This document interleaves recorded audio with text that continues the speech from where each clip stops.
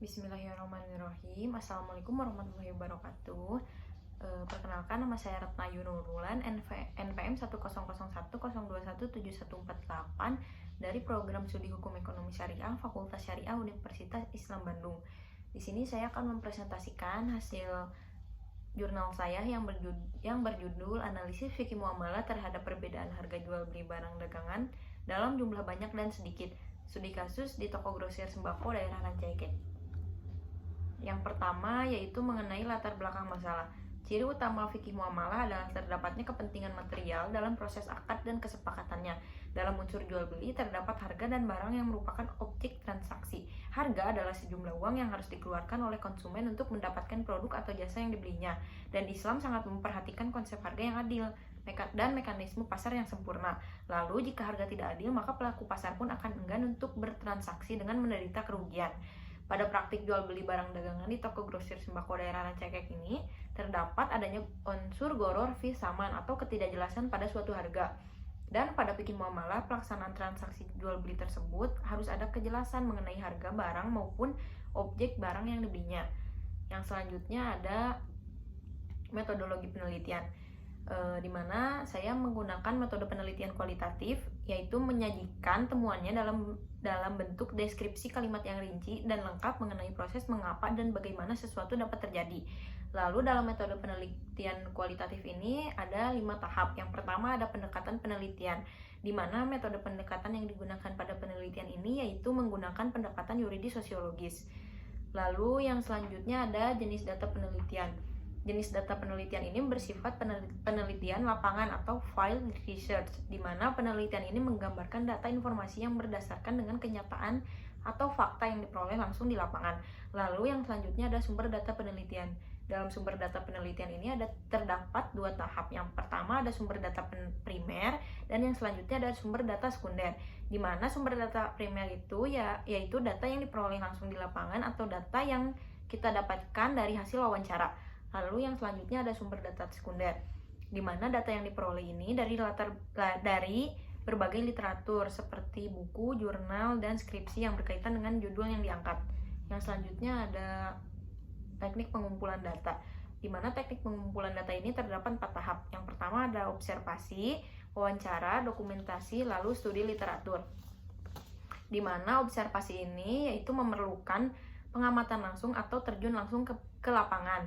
Lalu yang kedua ada wawancara, di mana wawancara ini mendapatkan informasi dengan cara bertanya langsung kepada responden.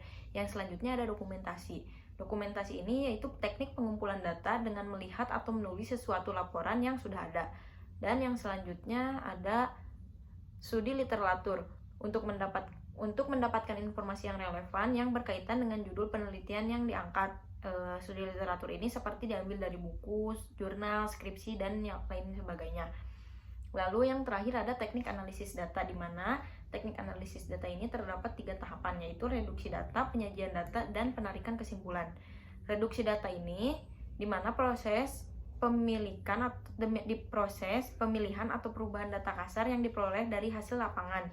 Lalu yang selanjutnya adalah penyajian data, di mana sekumpulan informasi yang telah disusun untuk dapat ditarik kesimpulan. Dan yang terakhir yaitu penarikan kesimpulan, di mana proses ini yaitu tahap memberikan makna dan melakukan konfirmasi, lalu melakukan verifikasi, yaitu memeriksa data kembali untuk memastikan makna yang diberikan sudah sesuai ataukah belum.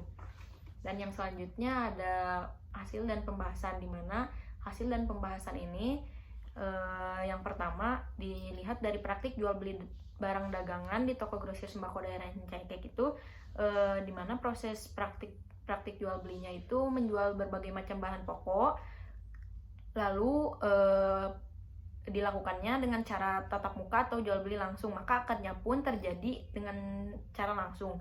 Lalu penentuan harga jual beli barang dagangan dalam jumlah banyak dan sedikit di toko grosir sembako daerah Rancaikek ini, yang pertama penentuan harganya mengikuti harga yang berlaku di pasaran. Lalu dalam penentuan harganya terdapat selisih harga yang diberikan, dan itu tuh mengandung unsur goror fi saman atau ketidakjelasan pada harga. Lalu yang selanjutnya ada analisis, dan dianalisis dari rukun dan syarat jual beli barang dagangan dalam jumlah banyak dan sedikit di toko grosir sembako daerah Rancaikek. Dalam rukun dan syaratnya, dalam rukunnya jual belinya terpenuhi dan dilihat dari pandangan ulama. Lalu syaratnya pun terpenuhi secara fikih muamalah, karena di sini syaratnya yaitu barangnya harus jelas, dan ini pun sudah jelas dalam pemberian barangnya. Lalu tetapi terdapat ketidakjelasan pada harganya, dan itu tuh mengandung goror fi saman, dan dilihat dari analisis macam-macam gorornya. Di toko grosir sembako daerah Rancaikek ini termasuk ke dalam goror yasir atau goror ringan, di mana goror tersebut dapat dimaafkan, dan itu pun tradisi bisnis sehingga tidak ada pihak yang merasa dirugikan. Yang selanjutnya ada